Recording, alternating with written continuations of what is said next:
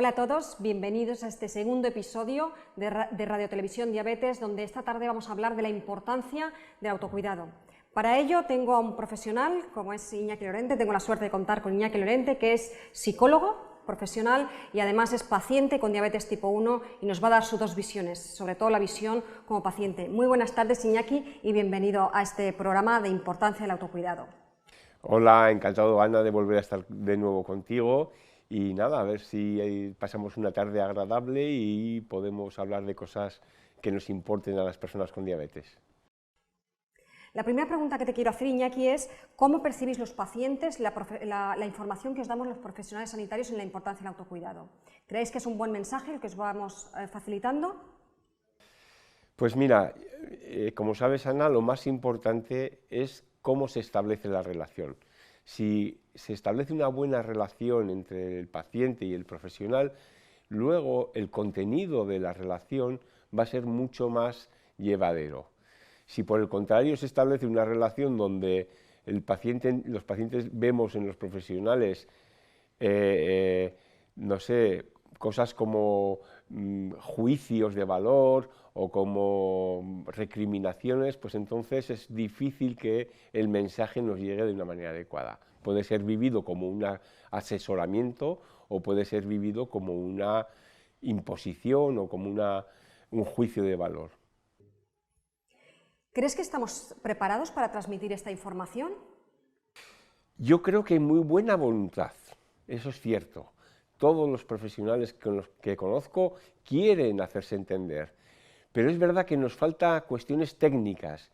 Yo creo que todos los profesionales que nos dedicamos a las relaciones humanas deberíamos formarnos en comunicación y tener muy claro un mensaje siempre, y es que no importa lo que tú digas, sino lo que realmente importa es lo que el otro, nuestro interlocutor, entienda. Sí, qué razón tienes con lo que dices. Me preocupa que a veces no seamos coherentes con los mensajes. Tengo la sensación que a veces los profesionales sanitarios podemos incurrir en dar mensajes distintos de un profesional a otro o de una consulta a la otra. ¿Qué percepción tienes tú de esto como paciente? Yo creo que globalmente los mensajes son claros, es decir, más dieta equilibrada, ejercicio, etcétera, etcétera. El problema para mí no es el que no se den esos mensajes o mensajes contradictorios, sino dónde se pone el acento. Y hay profesionales que ponen el acento más en oiga usted, coma de una manera determinada, y otros que ponen más el acento pues, en salga a andar todos los días. Y eso es lo que quizás puede llegar a confundir. Con la pandemia hemos vivido cómo ha empeorado la patología crónica y en concreto pues hemos visto cómo la diabetes se veía muy afectada y los pacientes empeoraban en su control. ¿Crees, una reflexión que yo me llevo como profesional, como médico de familia, es si vosotros creéis, los pacientes, si creéis que realmente estabais bien formados, os habíamos dado la información suficiente para hacer el autocuidado durante este año y medio que ha durado la pandemia o por lo menos en la época más dura del confinamiento? Lo primero que tengo que decir es que os agradecemos como pacientes la labor que los profesionales sanitarios habéis hecho. Yo creo que es uno de los colectivos que más a la altura han estado de las circunstancias. Dicho eso, sí que es verdad que, sobre todo en el confinamiento, nos hemos sentido muy solos, porque era una situación nueva que no entendíamos, y como no la entendíamos, pues no sabíamos cómo gestionar la diabetes en esa nueva situación. Y es verdad que estabais dedicados igual a cosas más urgentes y más peligrosas y más importantes, más radicalmente importantes para todos, y a veces nos hemos sentido un poco solos tomando decisiones pues que no sabíamos muy bien cómo. Yo creo que eso está así y ha pasado, y es verdad que ha habido un peor control, y es verdad que ahora lo que nos toca es ponernos las pilas a todos y recuperar de nuevo los niveles de los que partíamos, incluso mejorarlos. Iñaki, ¿qué crees que nos falta a los profesionales sanitarios? ¿Qué crees que nos falta por hacer para ayudaros a los pacientes en el autocuidado? ¿Qué nos pedirías? Tomo nota de todo lo que digas. Pues yo creo que entender que no por el hecho de que les digáis usted tiene que hacer ejercicio, lo va a hacer, aunque incluso ellos lo consideren, es decir, es una circunstancia a nivel psicológico muy común, y es que todos sabemos que hay que hacerlo, pero eso no quiere decir que se vaya a hacer. Pongo el ejemplo de fumar. Todos los fumadores saben que es malo el tabaco, pero eso no es óbice para que sigan fumando. Y eso, si no entendemos eso, generalmente suele ser frustrante para el profesional y para el paciente, pues suele ser también como diciendo, otra vez me va a decir lo mismo, otra vez me va a recriminar. Y entonces yo creo que eso es una reflexión. Y la otra que es importante es la del dedito. El tienes que, si os encontráis, si alguno se encuentra así, seguramente no es un buen camino. Yo creo que el tienes que conviene cambiarlo por ¿en qué puedo ayudarte? Y esa es una forma muy adecuada de entender a los pacientes. Ahora sí que me gustaría tratar que, ya pasando un poquito al autocuidado, me gustaría que habláramos un poco de las emociones, pues con esa doble parte que tienes tú como profesional y como, por supuesto, como paciente.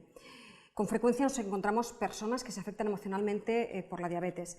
¿Por qué crees, Iñaki, que sucede esto? ¿Por qué crees que la diabetes impacta tanto en la emoción de los pacientes?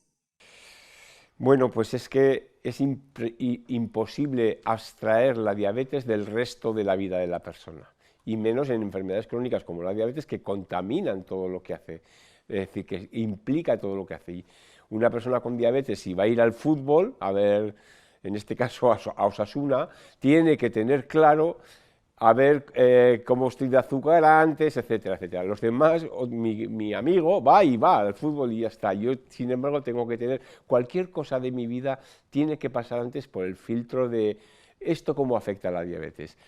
Por tanto, es lógico pensar que también afecta a la parte emocional y a la parte social y a la parte cognitiva también. O sea, es decir, que la persona es un ser biopsicosocial y es indivisible. Y eso es algo que hace que las emociones se vean afectadas también por el hecho de vivir con diabetes. ¿Crees que la diabetes es un factor especialmente para tener en cuenta en el sentido de lo emocional? Sin duda, sin duda. Hay que tener en cuenta que la diabetes es esa enfermedad silente que aparece casi siempre sin preverlo, y de repente, de la noche a la mañana, una persona entra en la consulta pensando estoy bien, y sale de la consulta diciendo tengo una enfermedad crónica para el resto de mi vida. Y ese es un cambio que es un impacto emocional importante, veamos por donde lo veamos. Y luego también hay otras cosas, otros factores que también afectan a lo emocional. El sentirse quemado de estar todo el día teniendo que estar trabajando al 100% para autocuidarse, etcétera, y luego que hay que cambiar hábitos, y entonces como una persona tiene, para poder gestionar adecuadamente la diabetes, tiene que cambiar sus hábitos, y esos hábitos no es fácil. Y cuando las personas tienen diabetes tipo 2, generalmente adultos, aún es más difícil porque llevan toda la vida haciendo otra cosa distinta, y cambiar eso es bastante difícil. La vida de una persona es un largo camino. Cuando este camino se recorre con diabetes, ¿tú crees que hay algún momento en el que se deba especialmente vigilar lo emocional, algún momento concreto de este camino que se recorre con diabetes? Hay varios momentos. En diabetes tipo 2, cuando se le diagnostica a una persona, quizás no es un impacto muy grande, pero también puede pasar, y también le van a surgir muchas dudas de cómo tiene que hacer las cosas. Ese es un momento importante. Pero además hay otros momentos importantes, como por ejemplo cuando pasan del tratamiento con pastillas, por ejemplo, al tratamiento con inyectables. Para muchas personas con diabetes tipo 2, eso supone un salto cualitativo, eso supone una pérdida de salud, es vivido como una pérdida de salud, aunque no sea cierto. Por tanto, también habrá que tener ahí en cuenta lo emocional. Y luego, desde luego, si se le diagnostica, se detecta alguna complicación, no sé, tipo retinopatía, por ejemplo, pues probablemente el impacto también sea grande. Todo eso afecta emocionalmente de una manera aguda, pero hay otro factor y es la desmotivación, el sentimiento de esto no cambia nunca, siempre así, que en una enfermedad crónica se da cada cierto tiempo y ahí hay que estar atento también para apoyarle y ayudarle a levantar el ánimo. No es tan grave, no es tan un revés tan importante, pero sí que es necesario para que pueda adherirse adecuadamente al tratamiento. Por tanto, serían esos 4 momentos muy importantes. Es cierto que a veces los profesionales sanitarios y otras personas de vuestro entorno, a pesar de querer ayudar, no acertamos con la forma. ¿Qué te molesta de todo lo que te dicen? Yo creo que ahí cada uno es cada cual y cada uno es hijo de sus padres, ¿no? Pero en mi caso concreto, y te voy a decir en mi caso concreto, una de las cosas que más rabia me da es que me digan que hay cosas peores, que hay enfermedades peores. Es verdad que yo soy consciente de que hay cáncer, de que hay sida, de que hay lo que sea, o sea, todo eso es cierto, pero lo que a mí me duele cuando me levanto por la mañana, lo que a mí me duele en el sentido emocional, es el que yo tengo diabetes, no el que haya cáncer por ahí en otros entornos. Por tanto, yo creo que tengo derecho a sentirme mal por tener diabetes, ¿no? Y si me dicen, yo entiendo también que eso suele pasar, que el que te lo dice como una forma de consuelo, pero a mí personalmente no me consuela. Y luego, otra de las cosas que también me molesta bastante es que me digan, no te preocupes, si tienes que comer, todos deberíamos comer como tenéis que comer las personas con diabetes. Y yo le digo, ya, pero tú puedes elegir, yo no puedo elegir porque las consecuencias que tiene en mí el no adherirme adecuadamente al tratamiento, a la dieta, al ejercicio, son mucho peores que para otra persona. Por tanto, no se puede comparar. Pues tomo nota de todo lo que me has contado, me gusta esa visión que me aportas. Si tuvieras que dar alguna recomendación a personas con diabetes que nos están escuchando, ¿qué les dirías, Iñaki? Pues mira, yo creo que una de las cosas en la consulta, lo que más me encuentro y que creo que más daño hacen a las personas con diabetes es el sentirse tristes pensando toda la vida con diabetes. Si no tuviera diabetes, mi vida sería mucho mejor. Eso creo que es un error, porque no tiene tanto que ver con el hecho de tener diabetes, sino con la forma en que una persona interpreta el hecho de tener diabetes. Es decir, si uno lo vive como una catástrofe, seguramente se pondrá mucho más triste que si lo vive otro que lo viva, por ejemplo, como un incordio o como algo no deseable, pero bueno, pues hay que vivir con eso, etcétera, etcétera. Por tanto, yo creo que la noticia buena es que esa lectura sí se puede cambiar. El hecho de tener diabetes no, pero el cómo leas el tener diabetes sí se puede cambiar. Y eso es un trabajo que debe ser personal. Y luego, otra cosa que yo creo que conviene es rodearse de gente que te pueda ayudar. En mi caso, yo tengo claro que tengo 3 patas que ayudan para sustentar adecuadamente el autocontrol, que son el equipo médico de referencia, mi médico, mis enfermeras, etcétera, mis amistades y mi familia sería otro grupo, otra pata, y una tercera pata que serían otros pacientes con diabetes. ¿Por qué? Yo creo que aquí la clave está en pedir a cada uno de esos grupos, pedir lo que te puedan dar. Y si tienes claro lo que pedir y a quién pedírselo, es mucho más fácil que puedas gestionar adecuadamente la diabetes. Uno solo con diabetes igual puede gestionarse bien su patología, pero seguro que el desgaste es mucho mayor que si lo hace rodeándose de gente. Y en este caso, ¿qué pedir? Pues hombre, al equipo sanitario de referencia que me acompañen adecuadamente en la gestión de la enfermedad, a mis amistades y a mi familia, que me mimen de vez en cuando, que me den cariño, etcétera. Y a otras personas con diabetes lo que le pido es trucos para decir, oye, ¿y tú cómo haces cuando te pasa esto? Y es muy curioso porque una persona cuando no compara con otros tiene una forma de hacer las cosas, pero si le pregunta a otros 8 o 10 personas con diabetes, va a tener otras respuestas y va a haber otras posibilidades de hacer las cosas. Y otra cosa muy buena que tiene el conocer a otras personas con diabetes es que tú puedes proyectarte en el futuro. Es decir, yo imagínate que me acaban de diagnosticar y entonces digo, vale, pues voy y me encuentro contigo que llevas 10 años con diabetes. Entonces yo digo, mira, dentro de 10 años estaré como está esa persona, que le veo pues, en su vida gestionada de una manera adecuada, no se le ve demasiado triste, etcétera, etcétera. Y eso ayuda mucho.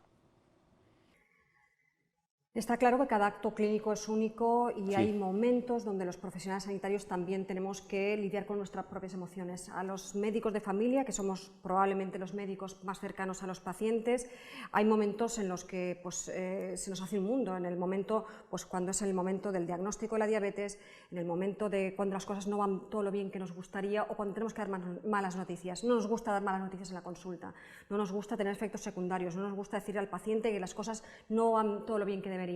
Y tú, que has hablado mucho de emociones, también quiero decir que nosotros trabajamos con las emociones vuestras cuando el paciente siente en la consulta y con las nuestras propias. Nosotros también tenemos que lidiar con nuestras propias emociones y hay veces que los pacientes, y tú lo habrás visto también en consulta cuando ejerces de psicólogo, pues hay veces que nos despiertan empatía o simpatía y que tenemos que trabajar con nuestros propios sentimientos, sobre todo en esos momentos que te digo, diagnósticos, malas noticias, momentos donde las cosas no van bien. A mí me gustaría preguntarte, Ana, ¿cómo percibís vosotros los profesionales el encuentro con los pacientes? Sin duda, Iñaki, al menos, por lo menos los médicos de familia, que como decía, somos los médicos más cercanos a los pacientes, los más accesibles, donde el paciente está en su entorno natural, en su casa, coge cita en el centro de salud y viene a consultarnos las cosas, pues efectivamente no nos podemos aislar de todo este entorno y somos los médicos más cercanos a los pacientes y nos interesan mucho las emociones.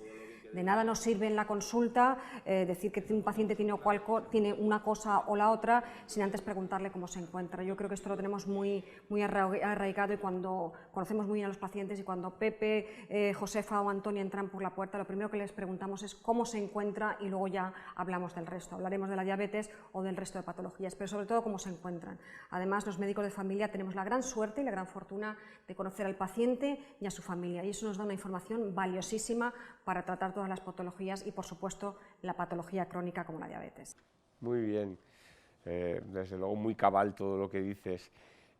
Otra pregunta quizás que tiene que ver más con desde mi rol de psicólogo y es, ¿tú crees que los profesionales sanitarios os interesáis lo suficiente por las emociones de los pacientes? Está claro que cada acto clínico, cada gesto clínico es único y hay momentos donde tenemos que lidiar con las emociones del paciente y con las nuestras propias como profesionales y como médicos cercanos, como somos los médicos de familia, a nuestros pacientes. Hay momentos como son el diagnóstico de la diabetes, como son cuando las cosas no van todo lo bien que nos gustaría o cuando tenemos que dar una mala noticia, donde tenemos que trabajar también nuestras propias emociones. No nos gustaría que todas las cosas siempre fueran bien, pero somos médicos, nos dedicamos a esto y hay veces donde tenemos que trabajar nuestras emociones para también darle las noticias y abordar todas las fases en la patología crónica como puede ser en la diabetes. Sin duda, Iñaki, yo creo que los profesionales sanitarios nos interesamos por las emociones de los pacientes. No podemos entender una patología sin entender las emociones del paciente. Y en el concreto en la medicina familia, que somos los médicos más accesibles, más cercanos al paciente, donde el paciente nos consulta por un montón de motivos de consulta, pues estamos cercanos y sensibles a sus emociones. De nada sirve ocuparnos de la diabetes y poner un sinfín de tratamientos si antes no preguntamos al paciente cómo se encuentra, qué le preocupa y cómo podemos abordar toda la parte psicológica antes de meternos a fondo en la patología. Pues muchísimas gracias, Iñaki, ha sido un auténtico placer compartir este ratito de tarde contigo. Espero que podamos volver a coincidir y hablar de cosas tan bonitas, tan importantes como es la importancia del autocuidado y las emociones en la consulta con nuestros pacientes. Les invito a ver los siguientes capítulos aquí en el canal Radio Televisión Diabetes.